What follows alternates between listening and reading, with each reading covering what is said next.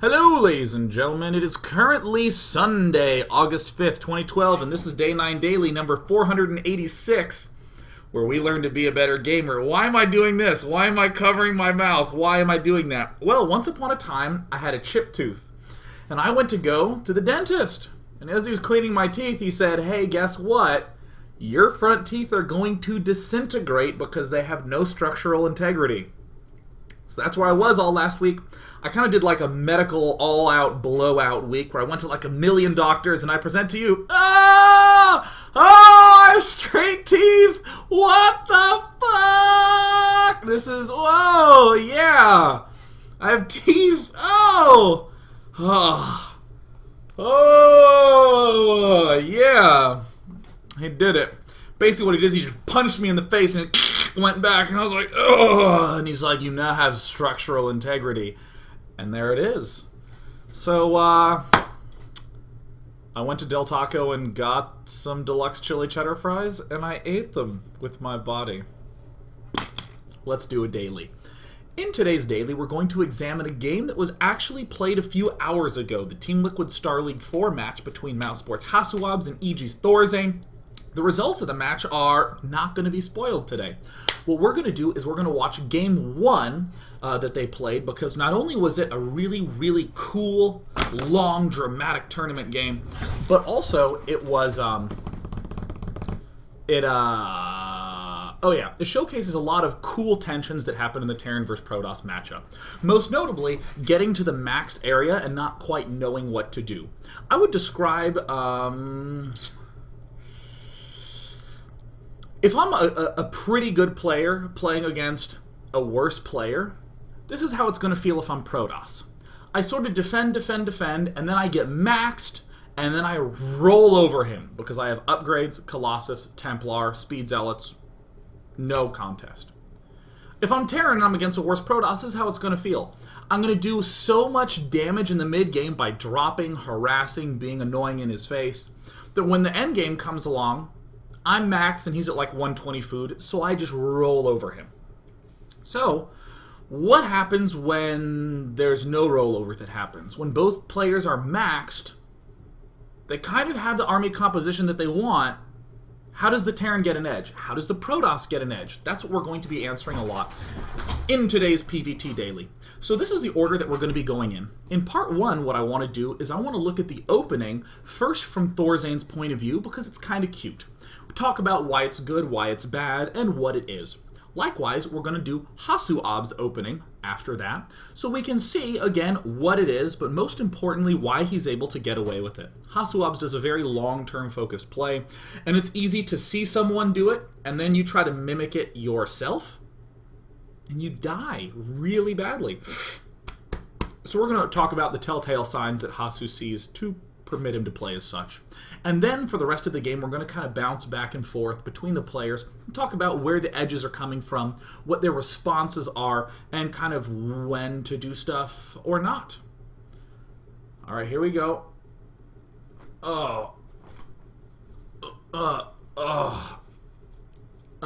Good. Good, great, fantastic, delightful, wonderful. I guess I should note that Fun Day Monday tomorrow is the attack from the back. Fun Day Monday. Submit to me a game where you only attack his worker line. You can drop in his worker line, and if his units show up there, you can battle him there, but you can't drop in his main, you can't attack his front, you can't kill an army in the middle. You must defend and attack them workers, and submit those to Monday at day9.tv. This eye is so dry, but that's fine. We power through regardless. I love this game. I can't wait to do this game.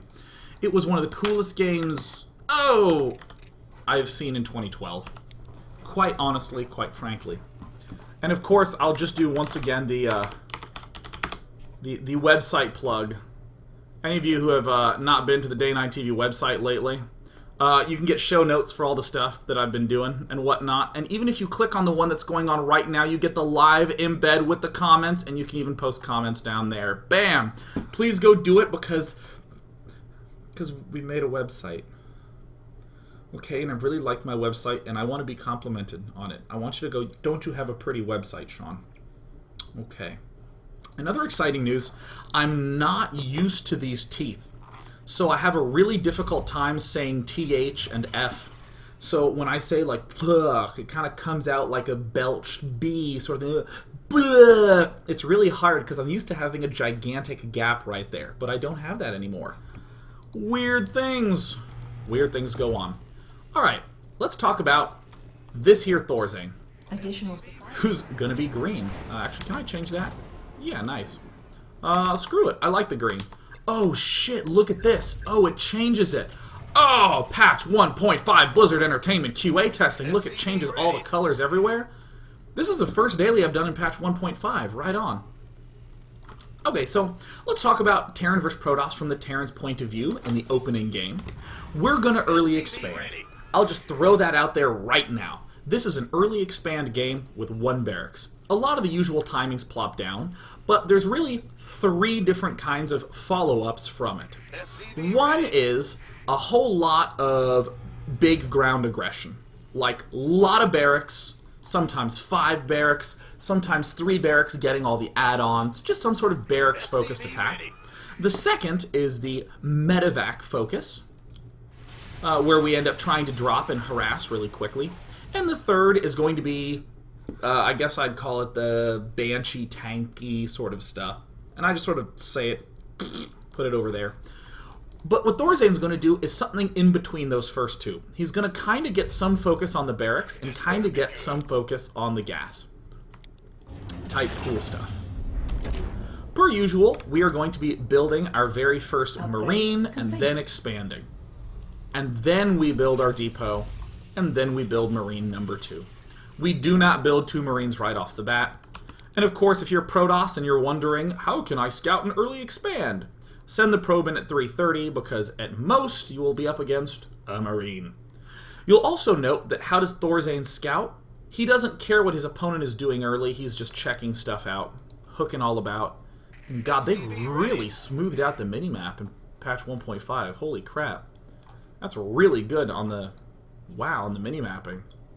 I really like this. Wow. Excellent. Okay, so here's the typical response for a Terran player after a Terran is early expanded. The Terran will throw down 2 barracks, so he has 3 barracks total, by which he can defend all the things. But interestingly, we see ThorZaIN throw down this double refinery immediately. Very atypical play. I'm just going to speed things up a little bit. He's going to continue to make only the Marines. Now, if you think about it, we traditionally want 3 barracks, so we can be making 3 Marines at a time. ThorZaIN is a little bit aggressive with his Marines. I don't care about this in terms of, as an educator, I'm not too concerned about going over that too much, but keeping the Marines forward is just a generally good maneuver. So, with our first set of gas, we get a reactor, and with our second set of gas, we get a tech lab. From here till around 6:30, we are very vulnerable. We are super vulnerable to a player who tries to do a rapid bust at our front. There are some busts that actually happen at around 6:30, so I just want to throw that out there. Grade complete. This can be a potential issue, but I think this supply depot placement is a very brilliant way to figure out if that sort of thing is coming or not. Add-on complete. I actually feel like this opening from ThorZaIN could hit a lot of problems against fast warp gate builds, but I'm just gonna kind of frankly ignore them. One of the ways that ThorZaIN does combat it somewhat is by placing these Marines forward. Not too far forward so he's away from the bunker, but just a little bit forward, and you can poach with an SCV here. So here ThorZaIN is not doing anything tricky. He's just leaving all his guys in gas. He goes for the factory when he has the money. Stim comes right off the tech lab. He's making Marines and Marauders. Just non-stop. And after the factory, he gets this engineering bay up. This maneuver right here, I actually do think is significant. Here is the advance forward to the watchtower. Here is 1 Marine heading up this way. If for some reason you start to see some gatherings of units, build 2 bunkers, frickin' 2, not 1, 2 bunkers. You want to have 3 bunkers total because I haven't been playing a lot of Terran recently, but I've been playing a lot of Protoss and Zerg, and I kill a million Terrans. Right here at 640, well, actually, it's 7 minutes is when the push happens. You just advance with some basic zealot, sentry, stalker type stuff, and you can just destroy one bunker. So build 2. I do say 3 total because we just don't have that many barracks. We have... this is effectively 3 because of the reactor here, but we're making units 3 at a time. It's still not enough with just a single bunker. So, keep that in mind. Alright, cool. So we do this push out. This immediately gives us the comfort of saying, hey, I don't need to do any sort of crazy response. I don't need to bunker my little heart out. And I think that everyone can start to see how this build is coming together. I mean, we're moving out here with the Marines. This is looking good. We're checking for pylons. Notice that this Marine, his movement goes just to this edge and this edge, so we can see if there's a pylon. It's easy to have this Marine follow along this trail and miss pylons that are up along here, but ThorZaIN, being very meticulous, as should you, be the spoon Terran. And basically everything sort of lines up nicely. Our +1, our medevacs are all going to bloop out at the same time. We're still rallied to our front, and we still leave units here, but we have the spotting up here. This is an army that can take on a stalker or 2, which is generally all the Protoss player will really have. So we feel great! We feel fantastic! So I'm going to speed things up a little bit, because again, we want to get through the portion where we can review ThorZaIN's build, we can see it in its entirety. We just go factory, starport, 3rd gas timing. Actually, I do want to do that, so excuse me, allow me to come back to 7 minutes. You can say that the gas goes down at around 7:15. My more favorite thing to say is build your 3rd refinery right around the time you are building your starport. We want these things to link up. I prefer saying it like that because, again, if this Marine or this pack detects a huge-ass attack coming, you'd build 2 bunkers and skip this refinery. So these 2 will be synced up. That's the big thing. Excellent. Excelente. Oh, and I'm sorry, I forgot 2 obviously awesome things. For one, Mars landing tonight. Curiosity. Oh, watch it live. All you have to do is log on to the internet and there's a million links. I love outer space. It's so cool. Partly because outer space is awesome, and partly because I played Mass Effect. It makes me think about aliens and shit, and I want to know what's on Mars. So definitely tune into that. And also, this replay was selected by you, beautiful people, because I asked what TSL4 replay you wanted reviewed from this weekend, and this was the most upvoted. Wonderful. That's right, NASA is landing on the moon tonight. Or NASA has a super decked out Giga Mega rover landing on the moon tonight. So here's a basic safety precaution. We've seen our player early expand. I mean, you can see it there on the minimap. And we don't see anything at 8 minutes, so hell, let's just go ahead and build a missile turret just in case there's a Dark Templar coming. I gotta speed up a little bit, speeding up. I mean, everything here is intuitive. Don't forget depots. Don't forget SCVs. When your medevac production starts, begin refinery number 4. Continue to poke out here. And at 9 minutes, we go for an expand. So here is the basic play. The basic play is to be getting these 2 medevacs out and to do some kind of aggression. You'll notice leading units up here. You'll notice following up with the combat shield, following up with these 3 barracks, following up with the +1 in the expand. The purpose of this attack is to let us get this expansion up. We see some stuff at the front that I will once again reinvestigate. If your opponent has a lot at the front, drop at the back. If he has nothing at the front, just attack at the front. I'll just state right now at 10 minutes, which will be my stopping point, you should favor attacks at the front. I'll just pull some numbers out of my ass just to get the point across. 80% of the time, you want to be pushing the front. It's almost always tempting to drop the back because you get these fantasies of getting in there, and you kill off all his probes, and there's a pylon there. He tries to warp in. You kill that too. You're unstoppable. You have the spirit of the spoon within you. And that fantasy gets crushed when you just lose the medevac full of units. Kind of sucks. It's great to push the front. Have no fear pushing the front. Also, other indicators, if you move a unit to the front and you see an immortal there, good sign to drop the back. Mortals are very difficult to maneuver. And if he's going immortals with some sentries, he'll be low on stalkers. Therefore, the back is weaker. If you go to the front, see a lot of those stalkers there. Hit the front. Seems good. So, I just want to note the point of this entire play from ThorZaIN. It's +1 with stim and 2 medevacs, getting to you at 10 minutes. Getting to you at 10 minutes. Excellent. And we are also starting all these barracks, quite notably, a little bit after 9 minutes. So I'll just show that again. Now, one thing that I'll note right now at 9 minutes, I'm sure people are going to try to mimic this build on their own. I'm sure many of you beautiful folk will go try to mimic this. If you end up having enough money to build barracks, build this command center before 9 minutes, then you have messed up. You have messed up. You are forgetting those depots and those SCVs. I know that happens where you're like, well, what do you know? I have 700 middle. You're looking right there, right there. Oh, look at that food. Oh, I have 700 minerals. I'll build some barracks. Don't do that. Just try to get better next time and not build those SCVs and depots. I will emphasize again, it is a mistake if you have enough money to do that other stuff. But just some things to think about. The weakness of this build, one of them was at that 6:30 mark, which ThorZaIN accounted for by moving out.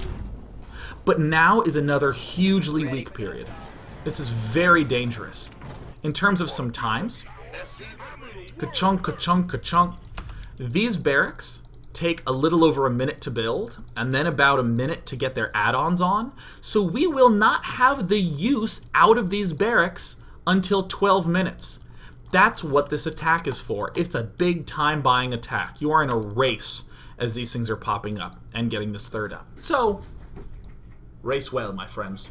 We're going to now pop on over to the Protoss side of things and just watch all the cool things that are going on from Hasu's point of view. But fortunately, it's going to be a lot faster, so I'm going to attempt to do this. God, the QA guys are amazing. Look at how it switched all these colors. That's nice. We're going to briefly go through the HasuObs opening. It's a little simpler, but it's still significant enough. So we're going to be going for gate, gas. Traditionally, what we see players do when they're going for a 1-gate expand is they will try to avoid building this zealot.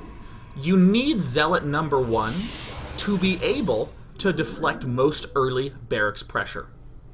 If my opponent is early expanding, then yeah, I'm happy to cancel it and then build a stalker instead. What I like that Hasu does is he builds a zealot, and this zealot is actually, or he builds a zealot and he's intending on building the nexus before he does anything else out of this gateway. However, engineering bay blocks are annoying, so that's what this zealot is for. It's to prevent an engineering bay block. So this is quite an early nexus. 24 supply at 4 minutes. And of course, emphasizing probes, de-emphasizing gas, and eventually getting a zealot. And we see this one zealot moving forward as a scout. This can be I mean, we kind of don't necessarily want to lose this zealot, but having that zealot poke forward will almost always let us know if there's an expansion there. So great. In response to seeing this expansion, bam, assimilator going down. What if we didn't see an expansion? Well, we can chrono boost the warp gate and build 2 more gateways right now, and we will have the needed 3 warp gates to deal with 2 barracks pressure. Do do do do do. From the shadows I come. All right, excellent. So, I will again note, we can get away without having 3 gateways because we see an early expand. We can actually just go robo first and then for this gateway. So that's fine and well and dandy. And also, because we see him early expanding, all our chronos are on probes. Again, in the counter case, if we didn't see an expand and we were worried, we should be chrono boosting this cybernetics core. We should be delaying this robo. We should be getting 3 gates earlier. But now that we see him early expanding, chrono. Going ahead and getting 3 gates, so good. And this is where Hasu just goes into mega overdrive, giga charge at 40 supply. Or, when his warp gate research is about wrapping up, we double gas. So, what's happening right now in the mind of Hasu? A lot is happening as a result of this stalker. So we saw the 2 barracks. This helps us get some information, but there's every possibility that there's more barracks here. Okay, what are we seeing? I see no attack yet.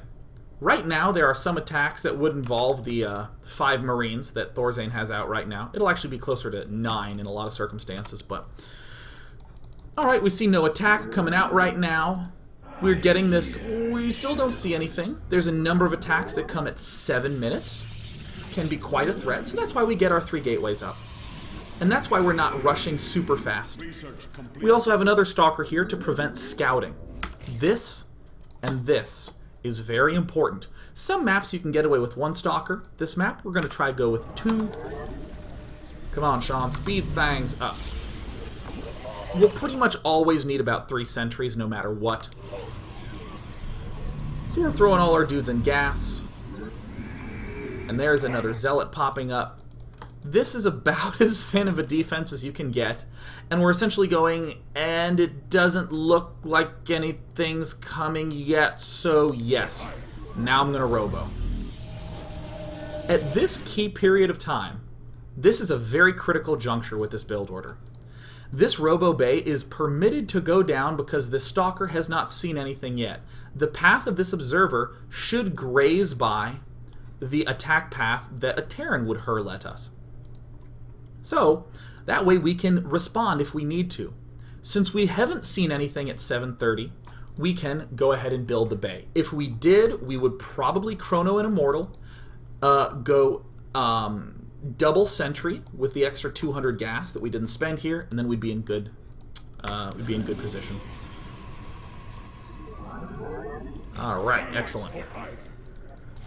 So in other words, now that we are going for this robo, and we know that there's no attack coming, here's a little trick.